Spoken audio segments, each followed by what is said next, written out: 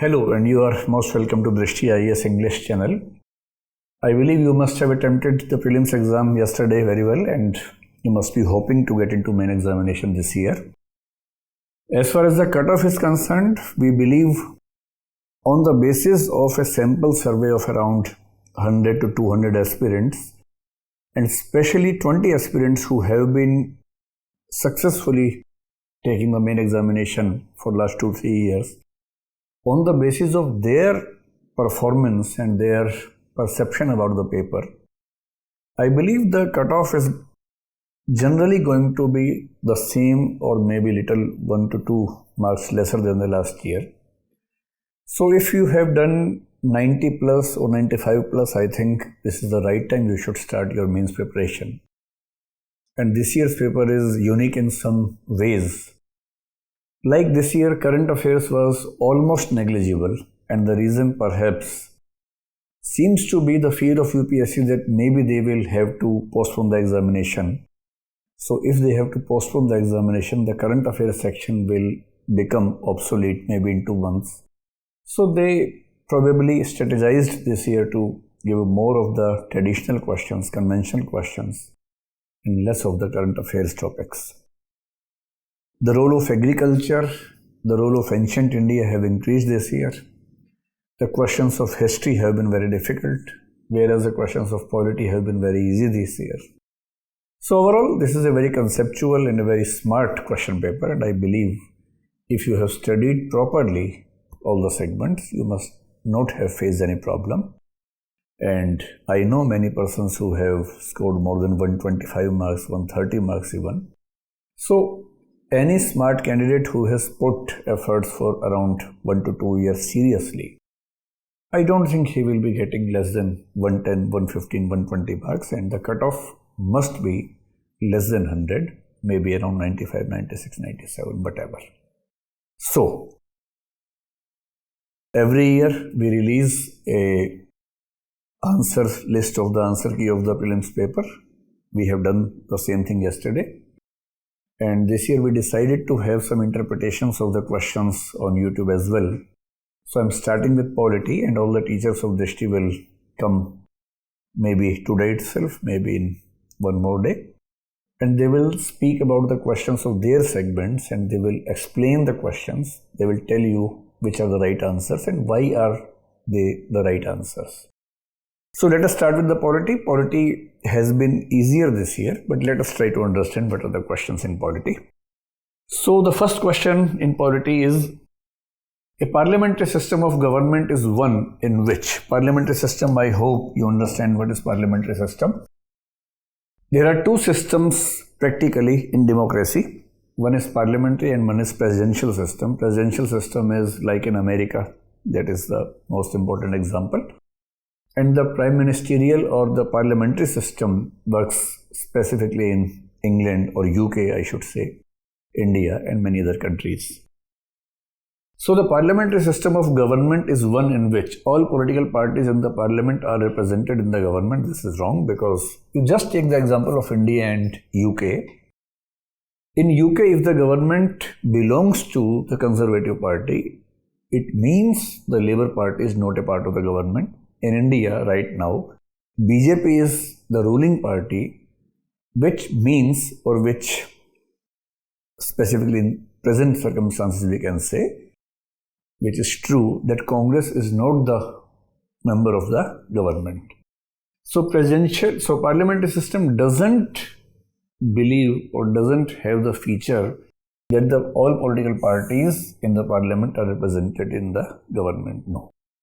The second statement is the government is responsible to the parliament and can be removed by it. This is very true about India as well as about the UK. If the government is performing not well, or maybe it depends on the politics rather, if the majority of the government in Lok Sabha is less than 273 members or 272 members, lessing the speaker member, the lack of majority can be a reason of the government to step down with the help of a no confidence motion. or with the help of a confidence motion if the government is supposed to bring a motion of this nature. And this is a feature of India as well as England. But in America, in presidential system, no such system works, no such requirement comes anytime. So this statement is true. Third is, the government is elected by the people and can be removed by them. The government is elected by the people. This is a statement which can be right, which can be wrong. In fact, in parliamentary system, the government is not elected by the people. People elect their representatives, the MPs. And MPs collectively in the Lok Sabha or in the House of Commons in UK, they form the government. So people indirectly form the government, and the MPs or the legislative members of the legislative bodies directly form the government and can be removed by them. People directly cannot remove the government. The government can be removed by the representatives of the people who sit in the Lok Sabha or in House of the Commons in UK. So this statement seems to be wrong, like the A statement. D is, the government is chosen by the parliament but cannot be removed by it before completion of a fixed term. First part is right in this statement. In the last statement it was elected by the people. Here it is chosen by the parliament. This is true. Lok Sabha has to choose the government. But cannot be removed by it before completion of fixed term. This is wrong. Fixed term phenomena lies in the presidential system. The President of America can be removed. He has the tenure of 4 years, term of 4 years. And before 4 years, either he can resign or, unfortunately, he may die.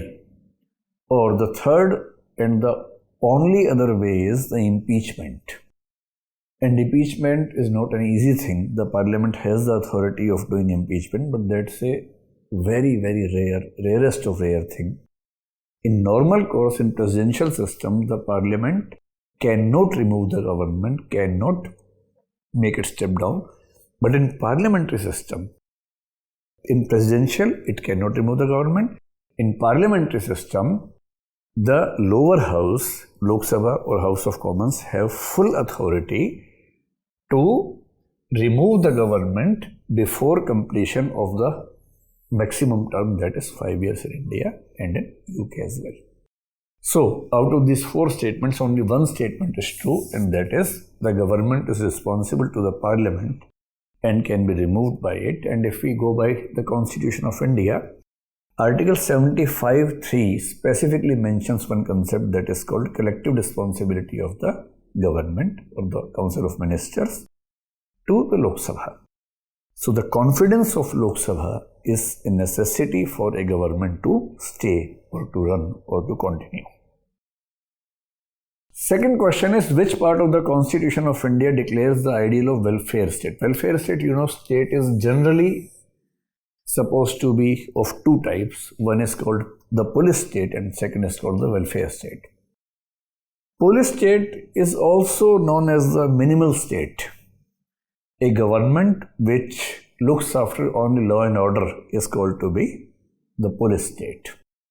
Police state has one more connotation. When the government becomes autocratic and uses the enforcement agencies to an extent that the freedom of public gets lessened, then also we sometimes say the state is acting like a police state. But technically speaking, police state means the state which looks after only the law and order situations and law and order rules and regulations and doesn't intervene into the distributive justice.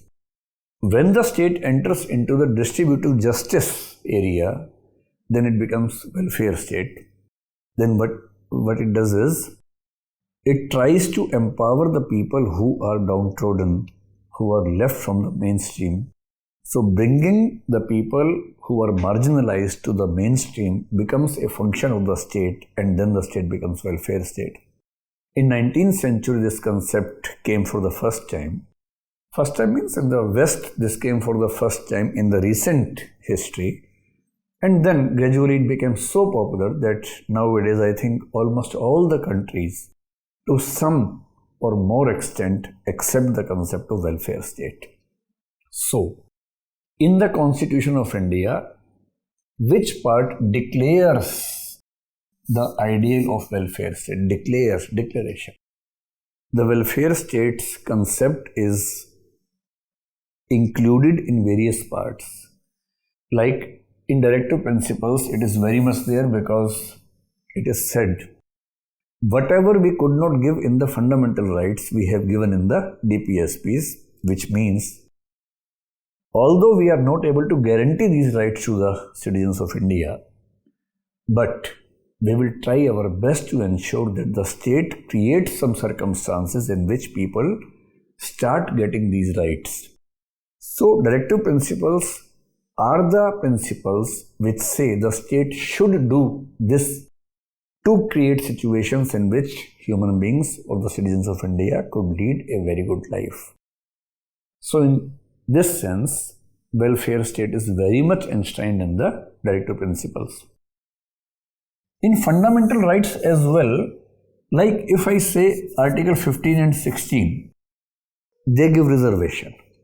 And reservation is a part of social justice. And social justice, as soon as this term comes social justice, it becomes welfare state.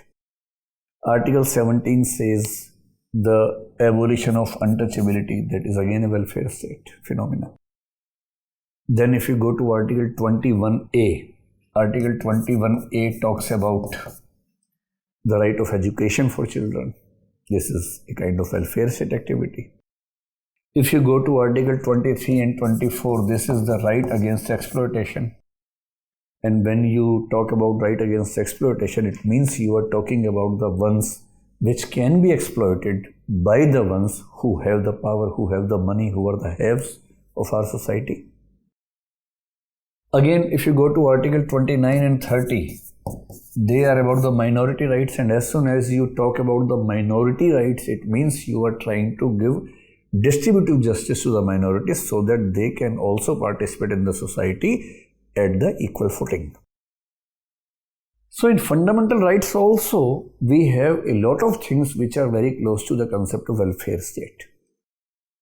In preamble also, you have word social, economic and political justice, and as soon as social justice and economic justice comes, economic justice means distribution of economic resources in a just manner. Social justice means distribution of social prestige, social respect, social rights in a justified manner. And as soon as you come to distributive justice, be it in society, be it in polity, be it in economy, you have to accept that you are talking about the welfare state. And the last is 7th schedule. In 7th schedule, you know there are 3 lists, the union list, the state list and the concurrent list. Even in the concurrent list, if you go to the entry number 23 and 24 and some more entries as well, they talk about the welfare of the people who are left behind. So, in all these things, in all these areas or parts of the Constitution, the concept of welfare state is there. But the question is, which part of the Constitution of India declares the ideal of welfare state? Because the word declares is there, the answer will become Article 38, and Article 38 comes in Directive Principles of State Policy, in which you know the Article 36 to Article 51 are the parts of it. Article 38 uses a very clear-cut language which includes the welfare term, and we can say, as far as the declaration is concerned, Article 38 and the DPSPs in totality are the part which declares the ideal of welfare state. So, because the answer is simple, you have to choose only one. There are no combinations, so the simple answer will be A. Now, the next question is, consider the following statements. The Constitution of India defines its basic structure in terms of federalism, secularism, fundamental rights and democracy. Now, there is a problem. The Constitution of India defines, this word is problem. You know very well, the Constitution of India doesn't define what is basic structure. It even doesn't have this word basic structure. Basic structure is a doctrine developed by the Supreme Court of India, mainly in 1973's Keshwanand Bharti case. So whenever you talk about basic structure, you have to remember that this is not written in the Constitution. This is an interpretation of the Constitution by the Supreme Court. So the first statement is wrong. Second is the Constitution of India provides for judicial review. Now judicial review, the term judicial review you will not be able to find in the Constitution as it is. But yes, the Constitution of India provides for judicial review to safeguard the citizens' liberties and to preserve the ideals on which the Constitution is based. Yes. Judicial review, the concept of judicial review is very much there in all the constitutions where Supreme Court has been given a special status. Whenever there is federalism, the Supreme Court has to have the concept called judicial review. At least in the center-state relations, it is very much required. Secondly, because we do not believe in the concept of positive law, and we believe in the concept of natural law, and all the countries which believe in the fundamental rights, they have to believe in the concept of natural rights or natural law. And whenever natural law comes, the judicial review's power comes automatically. In our Constitution, there is one Article 13 and two clauses of it. It has 4 clauses, but 13.1 and 13.2, specifically 13.2, is about judicial review. Judicial review can be linked to Article 32 as well. But specifically speaking, Article 13.2 has everything to do with judicial review. And Article 32 says what? It says the judiciary or the Supreme Court or the High Courts rather, they have the right to review all the laws, and laws include acts, ordinances, rules, regulations, whatever. So the judiciary has the right to review all the laws enacted by the state. And state means center, state, district, village, local authorities. Whatever the laws they have made, if any part of that law encroaches upon or is against the fundamental rights, the judiciary has full authority to declare that part of the law to be void and null and void. So in Article 13.2 and 13.1 about the pre-constitutional laws, the concept of judicial review is very much there. So I would say the statement 2 is right, and this judicial review safeguards liberties because this is about the fundamental rights and preserve the ideals. One of the ideals is secularism, that is a part of fundamental rights. Equality is the ideal, freedom is the ideal. All these ideals are very much there in the fundamental rights, and for preserving and safeguarding the fundamental rights, Article 13.2 has been placed in the Constitution. So, statement 1 is wrong, statement 2 is right, so 2 only will be the answer. So the answer is B. Fine. Now let's come to the next question. Next question is, in the context of India, which one of the following is the characteristic appropriate for bureaucracy? Bureaucracy, you will be a part of this system very soon. An agency for widening the scope of parliamentary democracy. This is true. First, let us see which statements are true. Then we will see which one is the most suited. In parliament democracy, the law-making function has to be taken care of by the legislature or the parliament. Parliament does this, state legislatures do this. But it's not always possible for the parliament or the state legislative assemblies or the houses to make laws every day, and the need for making laws comes every day. So there is a concept of delegated legislation. In UK, this is called secondary legislation. We call it delegated legislation, which means in every act there is a section, generally the last section, which says within the limits of this law, the authority of making rules and regulations will lie with the government. And when it lies with the government has its own business rules, which generally say the joint secretaries and above, these officers are authorized to make the rules under the laws applicable. This is called delegated legislation. So if we see this statement in the context of delegated legislation, I can say the bureaucracy, especially the higher bureaucracy, joint secretary and above authorities, they do widen the scope of parliamentary democracy. So what the parliament is not able to do every time, the bureaucracy takes up its function and does that. So I'll say to some extent this statement is true. It's not false. An agency for strengthening the structure of federalism. Now we have a dispute on this. See, America is a federal country, Switzerland is a federal country, even Germany is a federal country. And taking the examples of unitary countries, we can take UK and we can take France. India lies between these two extremes. When we talk about the bureaucracy in federal countries basically a country where states do enjoy very high level of autonomy, authorities in comparison to the center. And generally at least in the constitution, states are given more authority, except the ones which cannot be taken care of by the states. Like foreign relations, states cannot manage. Like currency, states cannot manage. Like communication, telecommunications, satellites, space exploration, states cannot manage. The center will manage.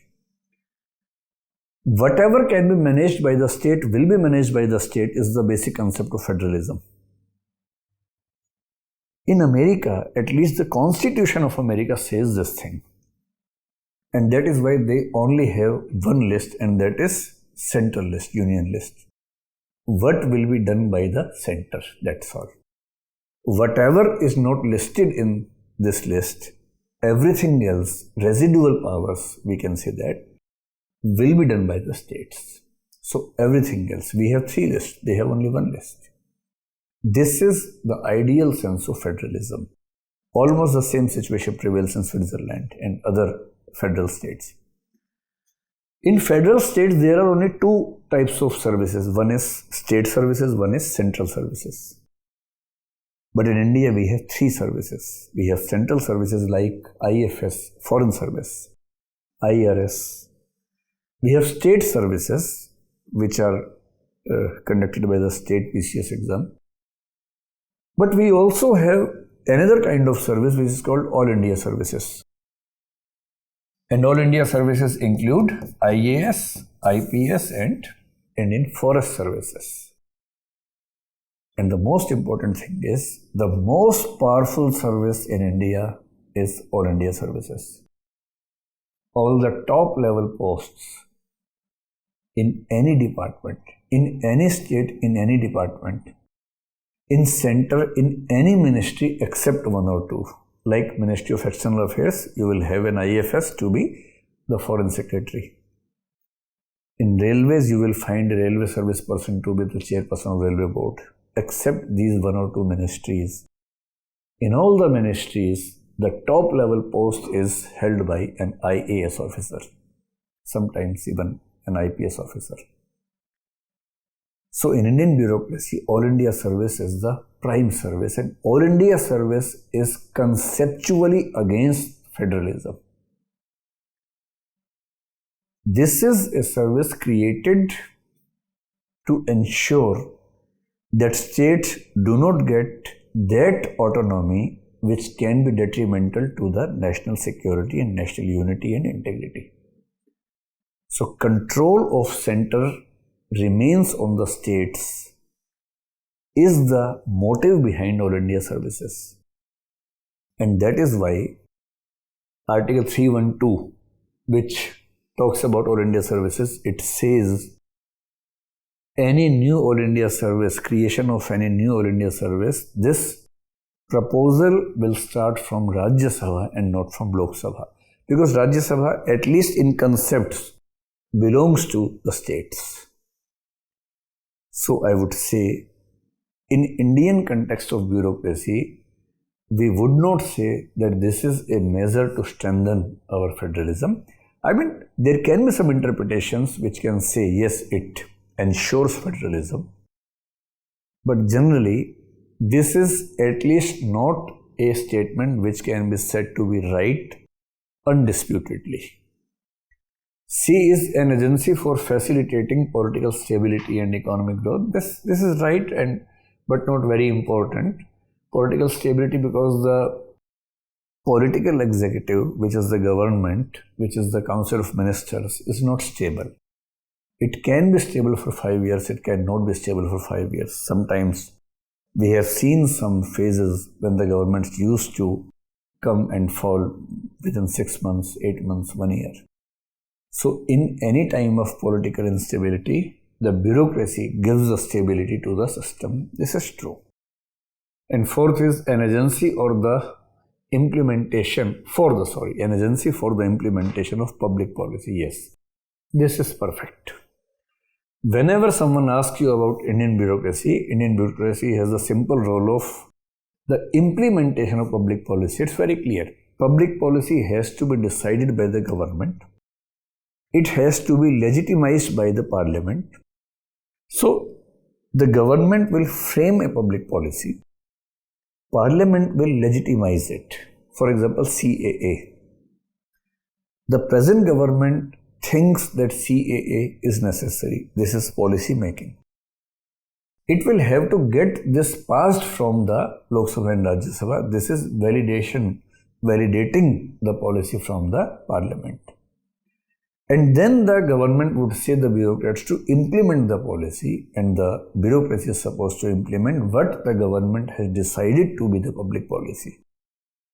So when you have to answer about the bureaucracy, the foremost feature of Indian bureaucracy is that this is an agency to implement the public policy. So I would say the right answer would be D to this question. Next question. The preamble to the Constitution of India is a part of the Constitution but has no legal effect. Not a part of the Constitution and has no legal effect either. A part of the Constitution and has the same legal effect as any other part. A part of the Constitution but has no legal effect independently of other parts. Very good, very nice questions. See, there was a case with the name of Berubadi Union.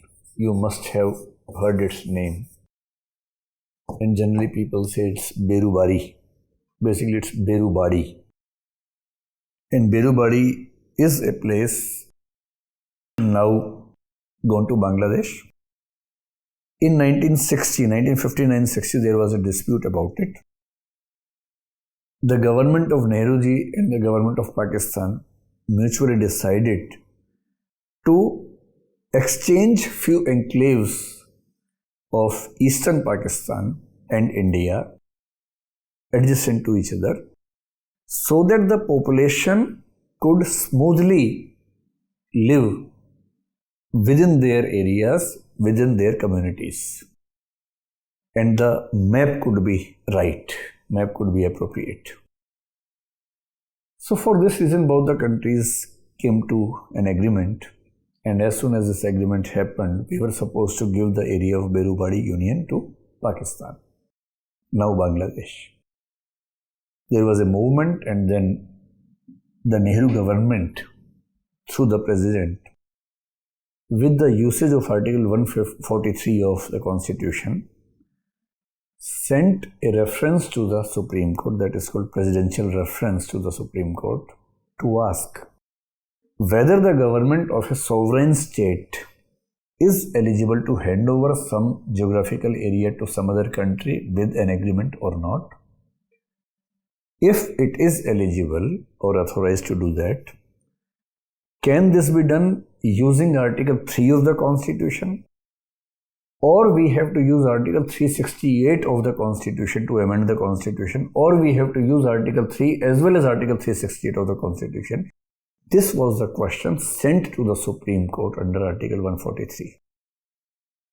Supreme Court thought a lot about this.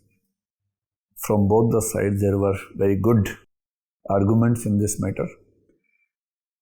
And finally, Supreme Court held that that preamble is not a part of the Constitution.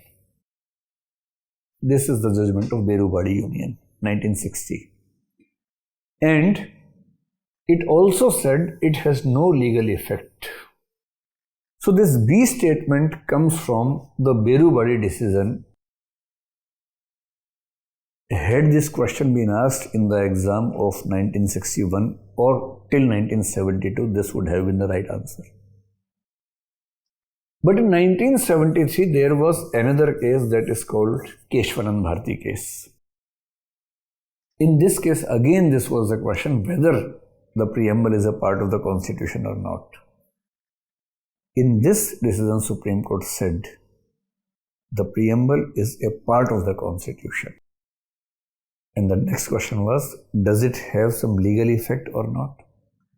Supreme Court said it does not have any independent legal effect. It means it cannot be enforced. One cannot go to Supreme Court or to High Court on the basis of something that is mentioned in the preamble.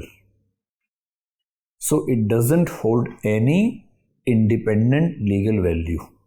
But while interpreting the Constitution's other parts and articles, if we have to understand what would have been the meaning associated with this article, what would have been the mindset of the Constituent Assembly members, for understanding this, we will take help of the preamble, because preamble tells what was the objective behind this constitution making process. So, for interpreting an article or a group of articles, or for addressing any contradiction in the Constitution's different articles, whenever we have to understand what would have been the approach of the Constitution makers, we will take the help of the preamble. And that is why the best statement for this question is D, because D says preamble is a part of the Constitution but has no legal effect independently of other parts. So independent importance in legal matters it doesn't hold, but it holds the legal importance when it is connected with other parts of the Constitution. And since Keshwanand Bharti case had 13 judges in the bench, and that has been the biggest bench so far, so decisions given by or judgment given by Keshwanand Bharti case stands very appropriate till date, because no bigger bench has been able to even sit or amend that judgment. In 1994, there was a case called S.R. Bomai case.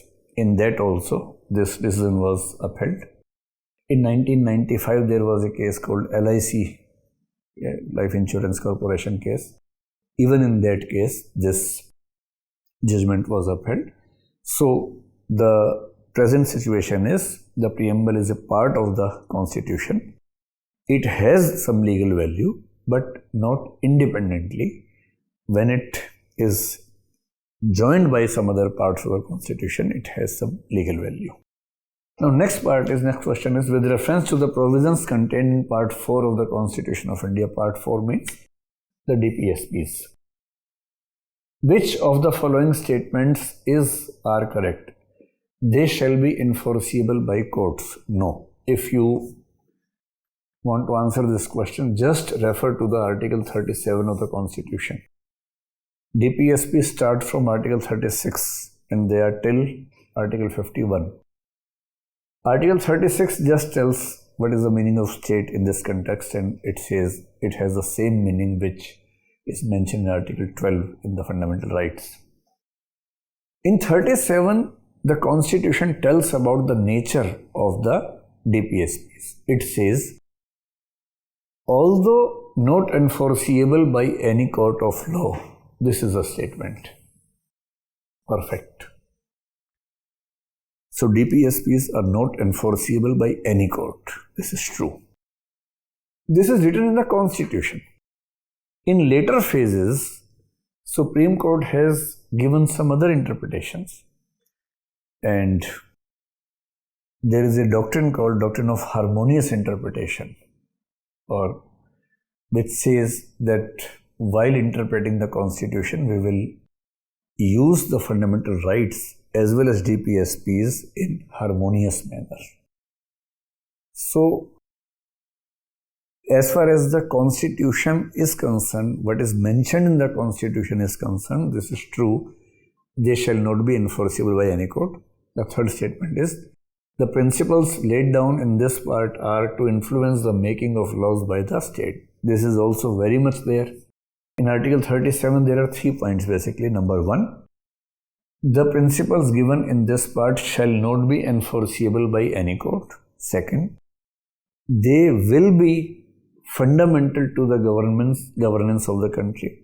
And 3, the government or the state shall be expected to make laws according to these principles, which means these will influence the making of laws by the state.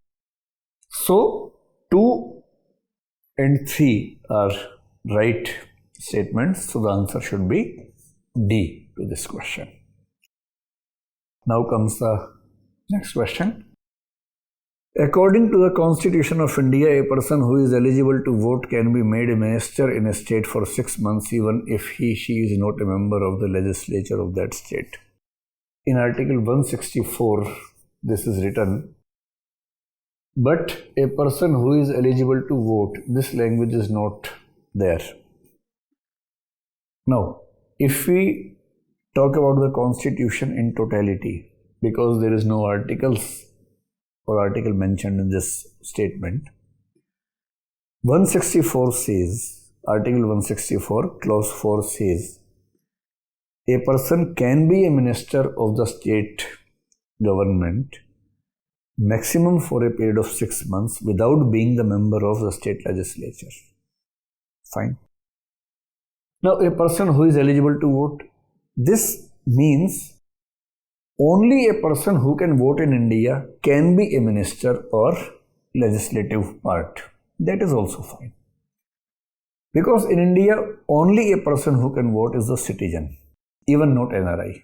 A citizen who usually resides in India is the person and who is 18 years and plus is eligible to vote. If we combine with this Article 326, which talks about universal franchise, universal suffrage, and Article 173, if we combine with this, then we can say the first statement is more or less right. Now, if you have to prove this statement wrong, you can do that. You can say a person who is eligible to vote, suppose there is a person of 19 years of age. A person of 19 years of age is eligible to vote but is not eligible to be a minister, because for being a minister, he or she has to be eligible to be a part of legislature, MLA or MLC. But for being MLA or MLC, for being MLA, he has to be at least 25 years of age. So any person below the age of 25 years, even if he is the citizen of India, even if he has the right to vote, he is not eligible to be a minister or to be a legislator. So in this sense, if someone wants to say the statement is incorrect, he or she can try, but in my approach, generally we should take the normal meaning of the statement. We should not dig the statement to an extent of searching for some new meanings or searching for some meanings which the paper setter didn't or couldn't even think of. Let's avoid that, and in this sense I would say the statement 1 can be supposed to be true. Second statement is, according to the Representation of People Act 1951, a person convicted of a criminal offence and sentenced to imprisonment for 5 years is permanently disqualified from contesting an election even after his release from prison. This is wrong. This is the same act and this is the same section of the act in which even our Prime Minister Indira Gandhi had to resign and the emergency in India was imposed just because of this section. Section 8 of Representation of People Act talks about the punishment, and it says, if a person convicted of a criminal offence and is given a sentence of 2 years or more, if the sentence is less than 2 years, it doesn't make any impact on the future of his political career. But if he has been given a sentence of 2 years or more, then he will have to undergo that punishment, and after that 6 years is the time limit of his disqualification to be a member of parliament or a member of legislative body or a minister. So if the punishment is 5 years, so the total disqualification is 5 years plus 6 years, 11 years, and not the permanent disqualification. So this permanent word is wrong, so I would say the statement 2 is wrong. So now statement 1 I am assuming to be right. Some people say neither 1 or 2, this can be the true answer. But if you ask me, I would say the more chances are there that A would be the right answer in the eyes of UPSC. Next question. Consider the following statements. The President of India can summon a session of the Parliament at such place as she thinks fit. Yes, this is true. This seems to be surprising, but this is true. I think in Article 85, this is mentioned that the President of India can summon the Houses of Parliament at the place and time which he thinks fit. So it's not necessary to have all the meetings in the Parliament building, Parliament complex, no. Sometimes the President of India can say the next session will be conducted in the Mughal Gardens. Yes, the parliamentarians will have to go there. So this is the right with the President.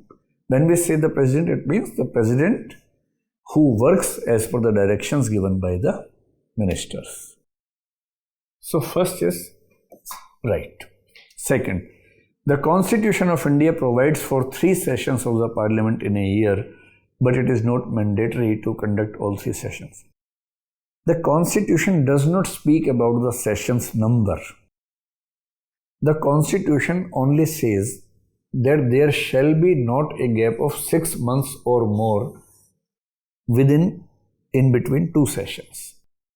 The last date of the session 1 and the first date of session 2, the gap will not be 6 months or more. This is the only thing which the Constitution mentions about this. Generally, we have 3 sessions of the Parliament. We have the budget session, then we have the monsoon session, then we have the winter session. But that is just a tradition, a legal tradition, constitutional tradition, nothing else. So, this statement is false. There is no minimum number of days that the Parliament is required to meet in a year. Yes, there is no specific condition. So, the Constitution does say only one thing, that 6 months gap should not be there. It doesn't say that this is the minimum number of days the Parliament has to sit. And the number of days has been changing ever. Some committees have recommended that at least 120 days work should be done by the Parliament, but generally it is not, it is less than 100 days even. So the statement 1 is correct, statement 3 is also correct. The answer should be 1 and 3. So C should be the answer to this question. Next question is, Aadhaar metadata cannot be stored for more than 3 months. This is based on the Supreme Court judgment. And if you remember, this was 6 months, not 3 months. So, first statement is wrong. State cannot enter into any contract with private corporations for sharing of Aadhaar data. This is true. The Supreme Court has declined to give this permission. Aadhaar is mandatory for obtaining insurance products. No, wrong. Aadhaar is mandatory for getting benefits funded out of the Consolidated Fund of India. That is true, because when we provide subsidies, the government stand is we want to give subsidies to the people who we recognize, and we don't want to have mediators in this process. Once we have Aadhaar cards, once we have Aadhaar linked bank accounts, we will be able to give subsidies directly to the beneficiaries, and we won't be engaging any mediators. So this was a valid point. If you want to get subsidy from the state, if you want to enjoy the benefits of a scheme, of a welfare scheme given by the state, then the state can ask you to have a registration, which is Aadhaar. And Supreme Court said, this is right, but we cannot expect private and corporations to enter into this field. So statement 2 is right, statement 4 is right. So 2 and 4, B. B should be the correct answer to this question. I hope most of the questions you have done right. Rajya Sabha has equal powers with Lok Sabha in the matter of creating new All India services. No. In this matter, Rajya Sabha has more powers than Lok Sabha. The proposal for creating an All India service under Article 312 can be initiated only in Rajya Sabha and not in Lok Sabha. So Rajya Sabha has been given a special power in this. Amending the constitution, this is true. They have same power. I'll tell you how. The removal of the government, no. In this, Lok Sabha has special power because Lok Sabha enjoys the power to bring no confidence motion, which Rajya Sabha does not have.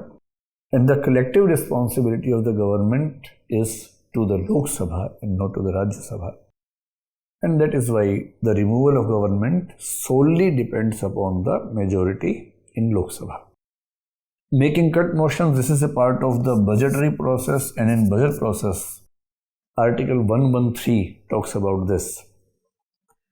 In this process, only Lok Sabha has the authority to bring cut motions, and if any cut motion gets passed, the government has to resign because it automatically means then that the government does not enjoy majority in the Lok Sabha. Only in case of Constitutional Amendment Act in Article 368, they have equal powers. Actually, there are generally three types of bills. One is ordinary bill, one is Constitution Amendment Bill, one is money bill. I am not specifically taking finance bills right now. In money bills, Rajya Sabha does not have any powers, almost negligible powers. In ordinary bills, Rajya Sabha has to some extent equal powers, but if Lok Sabha decides to get the bill passed anyhow, and Rajya Sabha doesn't want it to get passed, then in the process called joint meeting, Lok Sabha has always an edge because it has numbers. Rajya Sabha has around 245 members and Lok Sabha has around 545 members. So when there is a combined session of 790 or 795, 792 members, then the simple majority always goes in favor of Lok Sabha. But in constitutional amendment bills, the condition is that the bill shall have to be passed separately from both the houses. There can be no joint meeting. And we cannot surpass or bypass Rajya Sabha as in the case of the money bills. So in constitutional amendment bills, the Rajya Sabha has almost equal powers. Unless it passes the bill cannot be converted into the act. And Rajya Sabha has shown this power at least 3 times in the history. In 1970, there was a Privy Purse bill, which Rajya Sabha declined. In 78, there was a amendment called 44th Amendment, which is very important. Morarji government had the majority in Lok Sabha, but not in Rajya Sabha. So they passed the 45th Amendment Bill, which later became 44th Amendment Act, and sent to Rajya Sabha. In Rajya Sabha, the majority was with the Congress party. And they passed the 45th Amendment Bill with 5 amendments. And now the Morarji government had only 2 options. One, to drop the proposal in itself, or to accept the amendments. Because there was no other way that the Rajya Sabha could be bypassed. So finally, the Morarji government had to accept those 5 amendments to their bill, and this is how the 44th Amendment came into existence. Rajiv Gandhi government in 1989, when Rajiv Gandhi's 5 years were about to complete, he tried his best to get past 64th and 65th Amendment bills. They were related with Panchayati Raj and urban local bodies, which later on 73rd and 74th Amendments, they were passed in the number of 73-74. But Rajya Sabha declined at that time in 89. In later phase in 90, in the government of P.V. Narasimha Rao, they got passed as 73rd and 74th Amendment Acts, but they could not be passed when they were sent to Rajya Sabha as 64th and 65th Amendment bills. So Rajya Sabha has equal powers only in one sense out of these 4 options, and that is amending the constitution, and so this has to be the right answer. Next question is, with reference to the funds under Members of Parliament Local Area Development Scheme, MPLADS, which of the following statements are correct? This is a very factual question. If you have read the rules of MPLADS, you will be easily able to do this. MPLADS funds must be used to create durable assets like physical infrastructure for health, education, right? This fund is not given for intangible things. This is only given for the infrastructure kind of things like schools, like hospitals, these things, like stadiums, sports facilities, even public toilets. So, should be a kind of public infrastructure, community infrastructure. A specified portion of each MP's fund must benefit SC/ST populations. Yes, right. It has been mentioned that they are supposed to spend out of 5 crore rupees, 75 lakhs in the areas where SC population resides and 37.5 lakhs in the area where ST population resides. So this is also the right statement. MPLADS funds are sanctioned on a yearly basis, right? And the unused funds cannot be carried forward. This is wrong. In the budget process, we know that budgetary grants are not carried forward to the next year. On 31st March evening, all the funds sanctioned but not utilized get lapsed.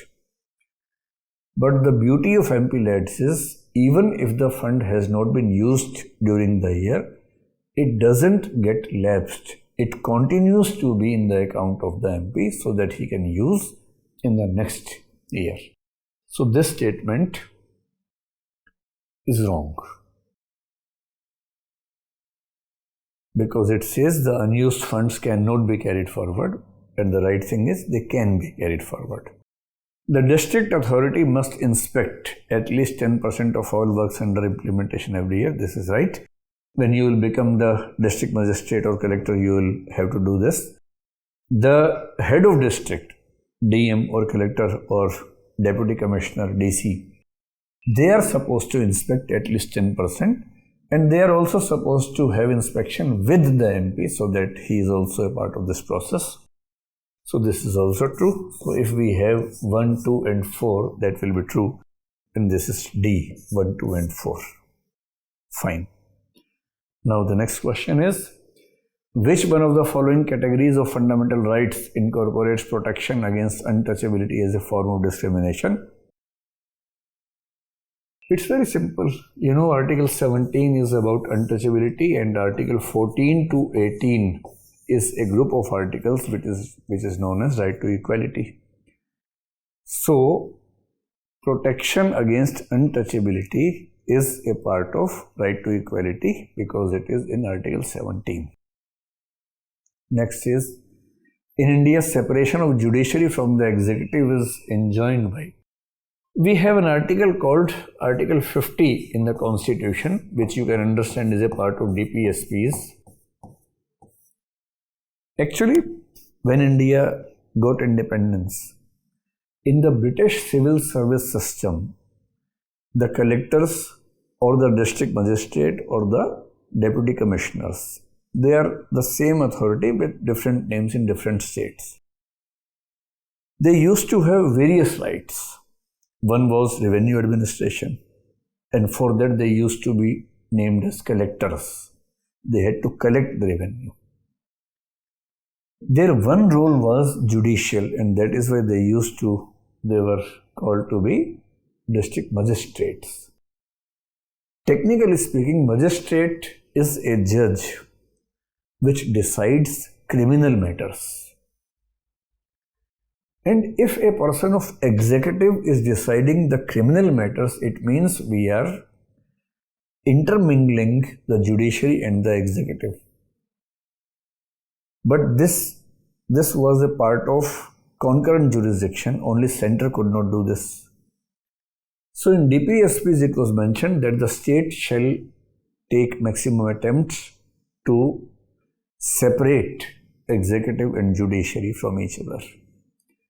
And this target was achieved in 1973 when CRPC 1973 was passed. CRPC is Criminal Procedure Code. We had a CRPC earlier and there was an amendment to it in 1973 which became operational from 1974. And after the passage and implementation of CRPC 1973, all executive authorities were debarred from using their powers in criminal judicial matters. And even now, if you become an IRS officer, you will have the power to judge, you will have the power to give decisions in the taxation matters. If you become an IAS officer, you will have the power of take some judicial functions in the revenue matters. But in the purely legal criminal matters, this power is not vested in any person belonging to executive now after the passage of CRPC 1973. So I would directly say Article 50 DPSP. So in India, separation of judiciary from the executive is enjoined by a directive principle of state policy, and that is Article 50 of the Constitution. Next question is, a constitutional government by definition is a constitutional government. There is a concept called constitutionalism. I believe you must have heard this concept. Constitutionalism. See, authority is of two types. Constitutionalism, basically it means the rule of law. The rule of law is in fact a part of constitutionalism, but generally speaking, it is very much almost synonymous to the rule of law. What is rule of law? There are only two situations, there are only two possibilities. One, the ruler is above the rules and laws. And second situation can be the laws and the rules are greater than the ruler, not rules, it should be ruler. Maybe the king, maybe the president, maybe the prime minister.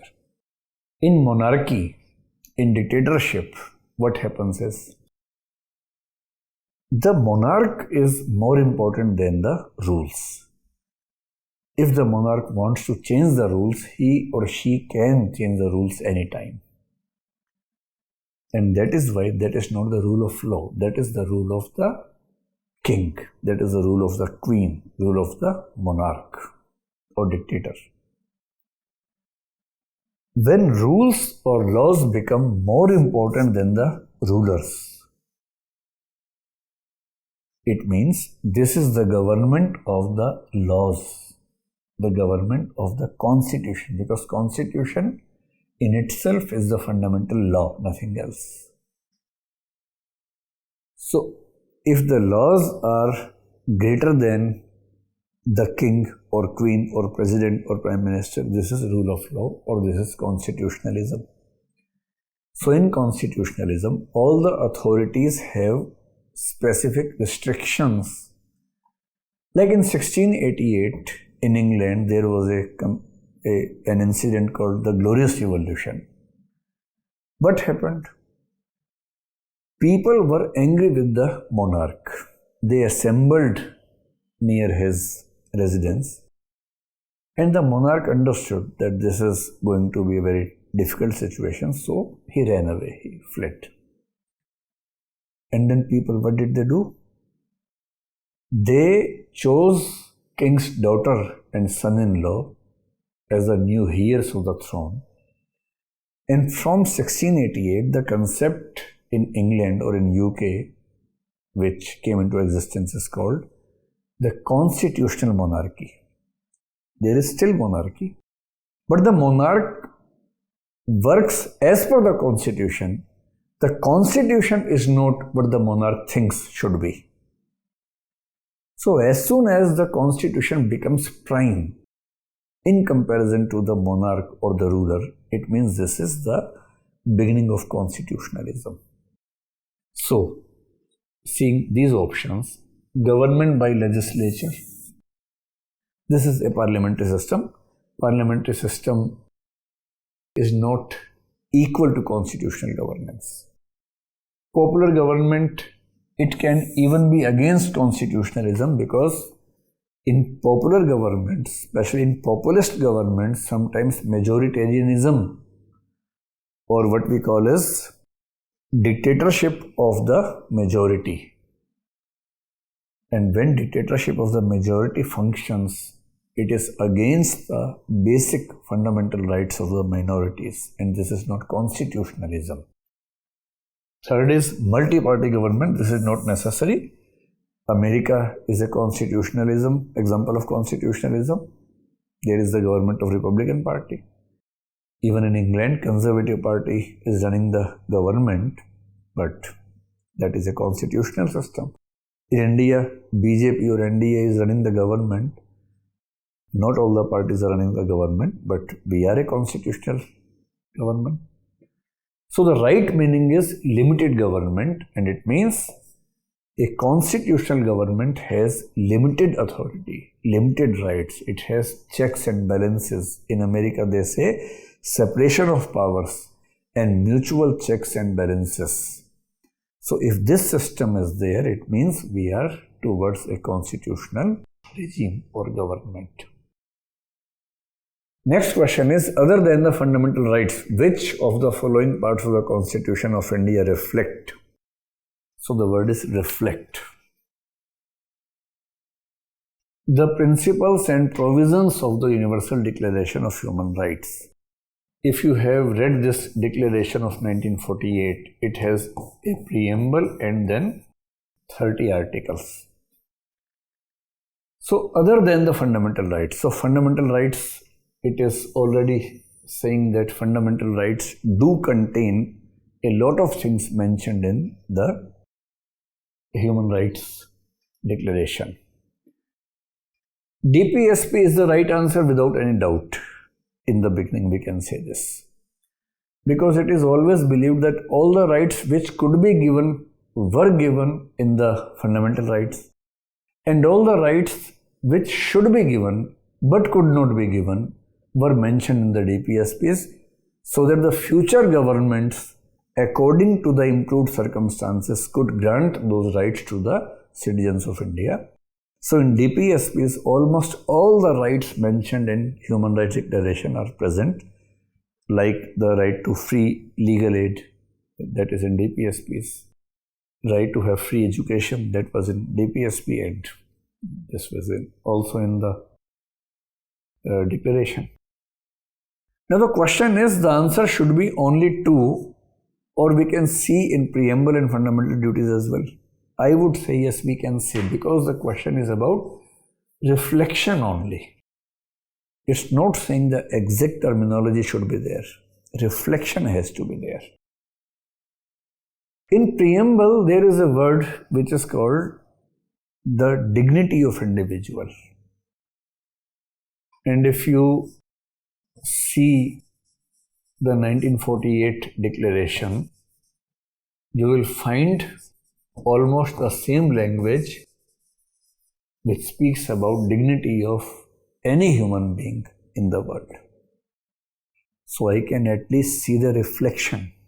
I'm not saying the exact word is there, exact term is there. In fundamental duties, you'll be surprised that out of these 30 sections of articles, the Article 29 of this declaration talks about some duties of human beings. It's about human rights. But Article 29 of the declaration speaks about the duties of being a human being.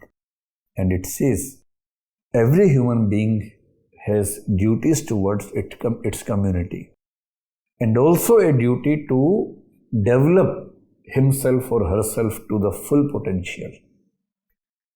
And if you can understand this language, you will see the reflection of this language in the fundamental duties. In the fundamental duties of our Constitution, there is a duty that every citizen has a duty to have all-round development of his personality. So I can see the reflection. Even the latest fundamental duty added to the list of 10 and making it to 11, that is 51A K, subclause K, that says every parent or every guardian has the duty to ensure that his children up to 6 years of age do take education. 6 to 14, I think that is the wording there. It means the education to all, which is a part of the Declaration of 1948, has something to do with the fundamental duties of our Constitution as well. So there are two possibilities. One possibility is that UPSC accepts 2 only, or the B answer. In my opinion, because the word is reflect or reflects, I would say the reflection can be seen in preamble and fundamental duties as well. So in my opinion, the right answer should be D to this question, not B. Next question is, in India, legal services authorities provide free legal services to which of the following types of citizens? This is a very simple question. You must have heard that in 1987 there was an act, that is Legal Services Authorities Act, was passed by the Parliament. And in 1995, I think, the provisions were started with the National Legal Services Authority, that is called NALSA. Now, which type of citizens are the beneficiaries? Person with an annual income of less than 1 lakh, transgender with an annual income of less than rupees 2 lakh. There is some problem with this question. Actually, this act says that this eligibility criteria has to be decided by the states. And that is why in every state, this criteria can be different from each other. For example, in Delhi, this is right. In Delhi, transgender is also written. Transgender, the word transgender has not been mentioned by most of the states. Delhi has mentioned, and that too with the limit of 2 lakh rupees. OBC, I believe, is not mentioned specifically. In senior citizens, I'm sure all is wrong, because like in Delhi, senior citizens having less than of 2 lakh rupees income are entitled for these services. So this is a wrong question actually, but if we have to answer this, first of all, we will eliminate 4. So whenever there is 4 in the answer, it has to be incorrect. Now I would say 3 is also wrong. So if we have a choice of 1 and 2. In my opinion, 1 and 2 should be the appropriate answer to this question. Although I believe this question is wrong in framing.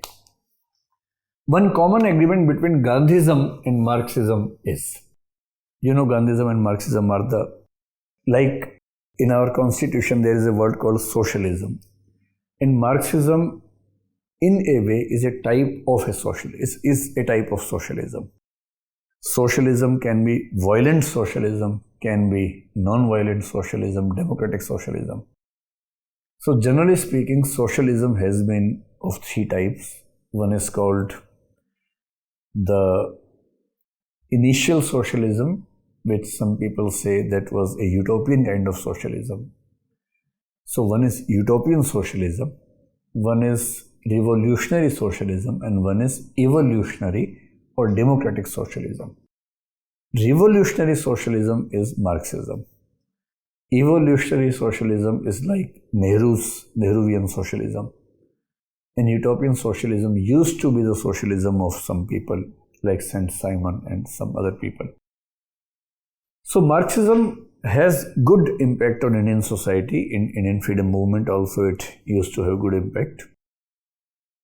Generally they are understood to be the contradictory ideologies. But let us see. The final goal of a stateless society, this is true. Stateless society, there is a concept called anarchism. And anarchism means a philosophy which believes that ultimately the society does not need to have a state to function properly. In fact, a good society does not need to have a state. It should not have a state. The state should wither away. The state should be abolished. So in political philosophy, a group of thinkers which believe that the society may function without state being in the existence, they are called anarchists. And this philosophy is called anarchism. And interestingly, Karl Marx and Mahatma Gandhi both come in this group with different mindsets. Marx says state should be avoided because state is a tool of the haves and it works against the have-nots. So it's a tool of exploitation which is used by the bourgeois class against the proletariats, against the workers, peasants. Gandhiji says that state should be avoided because state is a mechanism based on violence. And any mechanism based on violence, because it needs to have an army, it needs to have a police system. And army, police, all the systems are the systems of violence. So any system based on violence is incompetent with the good human society. So the state should be abolished. Secondly, he says, state makes rules, regulations, laws. When all the human beings are subjected to similar laws, rules and regulations, we snatch from them their individuality. You will be surprised to know that Mahatma Gandhi is an individualist philosopher. He believes that every human being has a different swadharma or swabhav or nature. And everyone has the right and the duty to live according to his or her swabhav or swadharma. And state makes equal, similar rules for everybody. So the state takes away the individuality from the individual. And it imposes homogeneity on the individuals. So the state should not exist. The second difference is Marx says to bring the stateless society that he calls communism in the last society. The last phase of his evolution in history is called communism, which comes after socialism. Communism is a stateless society. In socialism, there is a dictatorship of the proletariat class or the Communist Party later on, as Lenin amended it. So according to Marx, the communism or the stateless society will come through violence, violent revolution. And for Gandhiji, the stateless society will never come through violence, because if the means is corrupt, the ends cannot be good, as per Gandhian philosophy. Gandhi's Ram Rajya, in fact, is a stateless society. So both these philosophies agree on this point. Let us start with this. Class struggle, no. Marx says there is an inherent struggle between the classes, between the haves and between have-nots. Whereas Mahatma Gandhi says we need to have a class harmony. We need to have a harmonious understanding and relationship between the classes and not the struggle. Third is abolition of private property. Again, no. Marx believes that unless and until we abolish the private property, we cannot bring equality. Mahatma Gandhi says we do not need to abolish private property. What we need to do is the persons having private property should be educated and made aware about their responsibility. And that is why he gave a concept called trusteeship. Trusteeship means if you have the swadharma of earning money, you should earn money. But the money you earn is not your money. It belongs to the society. You are not the owner of this money. You are the trustee of this money.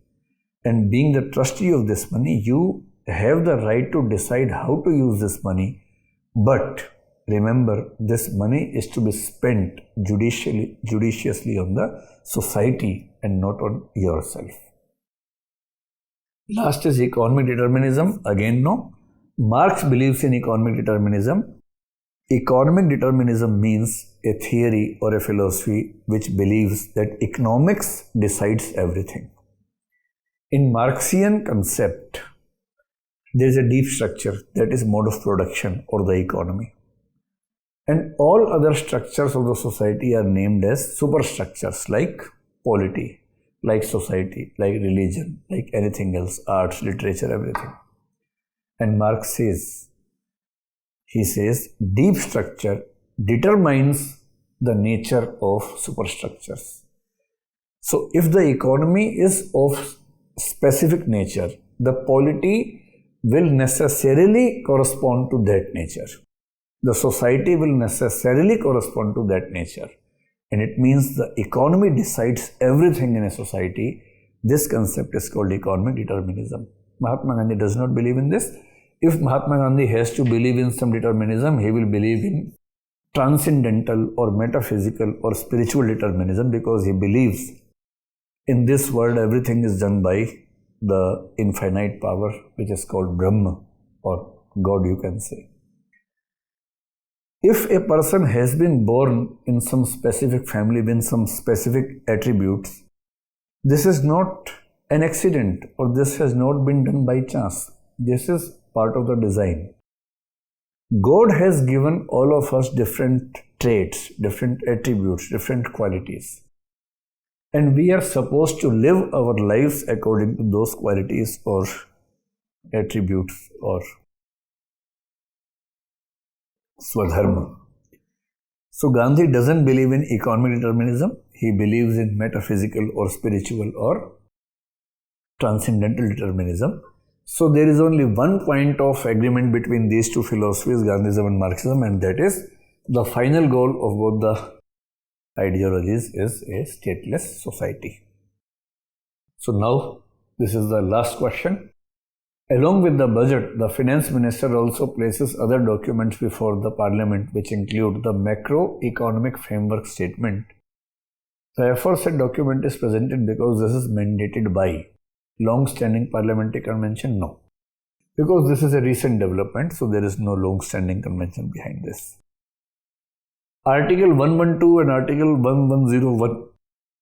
110 clause 1 is about money bill, the definition of money bill. So it has nothing to do with this macroeconomic framework statement. Article 112 speaks about annual financial statement, which means estimate of the incomings and outgoings, the income and expenditure in the next financial year. So the finance minister is supposed to present an annual financial statement in the Lok Sabha, in which he or she gives an estimate of the incomings and expenditures in the next financial year. This is in Article 112, and this has also nothing to do with this.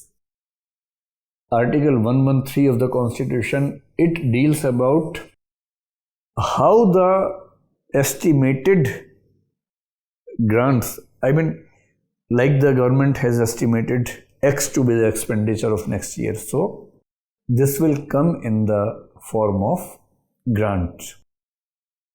And then the cut motion and everything comes in this context. So the motions of cuts come in Article 113. So 113 speaks about how the estimates of government will be passed by the parliament, will be passed by the legislative system of our country. This is dealt in Article 113, and it also has nothing to do with this. Provisions of the Fiscal Responsibility and Budget Management Act 2003. This is the right answer. And this was amended, I think, in 2012. And since then we have been placing this statement in the process of budget. But this question will be dealt in detail with the economy class by the economy faculty. He will be telling you about the statement in detail. As far as the polity and constitution is concerned, what I can tell you is that these things do not make it mandatory to present this document.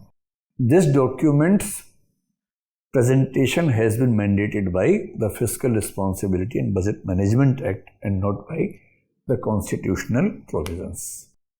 So that is all with the polity questions. I believe you must be able to understand, you must have been able to understand what I was trying to say, and we'll be coming up with many sessions of this type with all the faculties dealing with their segments.